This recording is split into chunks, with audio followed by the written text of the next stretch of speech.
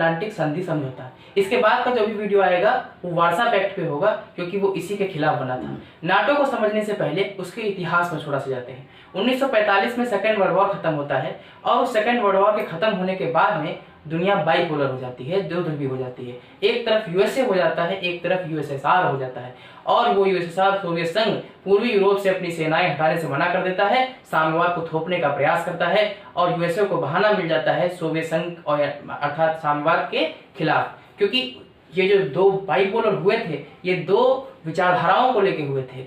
USA से USSR जो communist ideology को लेके चल रहा था, और जो यूएसए था वो लिबरलिज्म और कैपिटलिज्म आइडियोलॉजी को लेके चल रहा था। और लगातार 1990 तक कोल्ड वर्ल्ड वॉर चलता रहा, और ये कोल्ड वॉर जो था ये इन्हीं दो लोगों के कारण था, यूएसए और यूएसएसआर, जो 1990 के बाद में खत्म हो गया। जब हम नाटो की बात करते हैं तो 1948 में, जैसा कि मैंने बताया कि सेकेंड वर्ल्ड वॉर के बाद में जो यूएसएसआर होता है वो पूर्वी यूरोप से अपनी सेनाएं हटाने से मना कर देता है, और 1948 में जो बर्लिन होता है उसकी घेरेबंदी कर देता है। तो मार्च 1948 में यूरोप के, अभी आपके सामने एक मैप आएगा, तो मार्च 1948 में जो यूरोप के 5 देश हैं, ब्रिटेन, फ्रांस, नीदरलैंड, लग्जमबर्ग और बेल्जियम के ब्रुसेल्स में ही इस नाटो का भी मुख्यालय है। तो ये 5 देश ट्रीटी ऑफ ब्रुसेल्स साइन करते हैं, और यही ट्रीटी ऑफ ब्रुसेल्स बाद में नाटो के रूप में बदलती है जब इसमें और लोग जुड़ते हैं। अगले साल 4 अप्रैल 1949 को 12 सदस्य देशों के द्वारा वाशिंगटन संधि पर हस्ताक्षर करके नाटो की स्थापना की जाती है। ये 12 सदस्य कौन से हैं? इनमें 5 तो अभी आपको याद नहीं है, ब्रिटेन, फ्रांस, नीदरलैंड, लग्जमबर्ग और बेल्जियम। और कौन से हैं? Canada, USA, Denmark, Norway, Iceland, पुर्तगाल।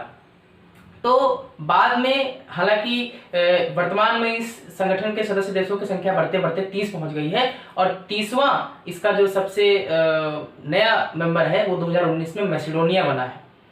जब इस संगठन को हम देखते हैं तो इस संगठन में बाद में जो है नॉर्थ अटलांटिक जो ज्योग्राफिकल रीजन है इसके जो है हटकर भी बहुत से देश इसके संगठन के सदस्य बने, जैसे ग्रीस, जैसे आपका ग्रीस हो गया, और भी बहुत से देश हैं जैसे टर्की।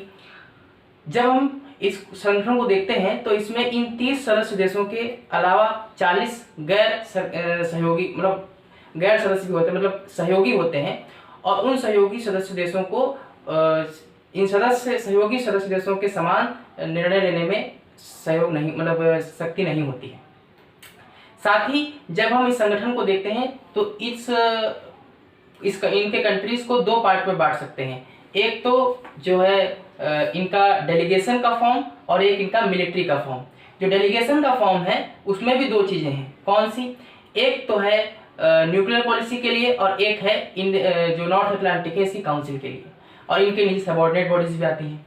बाकी जब हम देखेंगे मिलिट्री रिप्रेजेंटेशन के लिए तो इसके एक जो है इस मिलिट्री रिप्रेजेंटेशन के लिए भी एक कमेटी होती है। साथ ही इस पूरे को देखने वाला एक सेक्रेटरी जनरल होता है, महासचिव होता है।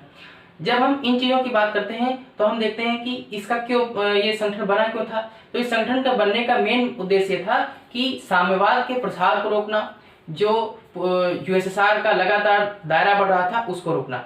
जब 1990 में सोवियत संघ का विघटन होता है तो उस सोवियत संघ के बहुत से सदस्य देश भी इस संगठन का सदस्य बनते हैं, जैसे Estonia, Latvia, Lithuania, Romania, Bulgaria, और भी बहुत से देश इस सदस्य जो यूएसएसआर के खेमे में थे उसके टूटने के बाद में इस संगठन का सदस्य बनते हैं। आज हमने बात की है इस नाटो पे, जिसका नाम है नॉर्थ अटलांटिक ट्रीटी ऑर्गेनाइजेशन, जो कि अंतर सरकारी संगठन है और एक बड़ा संगठन है। मेन चीज ये है कि इसमें जो नाटो है इसमें इसके जो नियम है उसमें 14 अनुच्छेद है, और 5वें अनुच्छेद में सामूहिक प्रतिरक्षा का सिद्धांत है। उस सामूहिक प्रतिरक्षा सिद्धांत के मुताबिक इन सदस्य देशों में से किसी एक देश पर भी अगर कोई अन्य देश हमला करता है या कोई अन्य समूह हमला करता है तो बाकी इस संगठन के सारे सदस्य देश मिलकर उसका जो है उसके लिए खड़े हो जाएंगे और संयुक्त सेना के रूप में लड़ेंगे। ये इसका मेन मोटो था अनुच्छेद 5 के तहत, सामूहिक प्रतिरक्षा के तहत। हमने इस संगठन को समझा, नाटो को बहुत ही सरल वे में समझा। अगला वीडियो जब आएगा इसी से रिलेटेड, जो इसके वार्सा पैक्ट में आएगा, जो 1955 में यूएसएसआर बना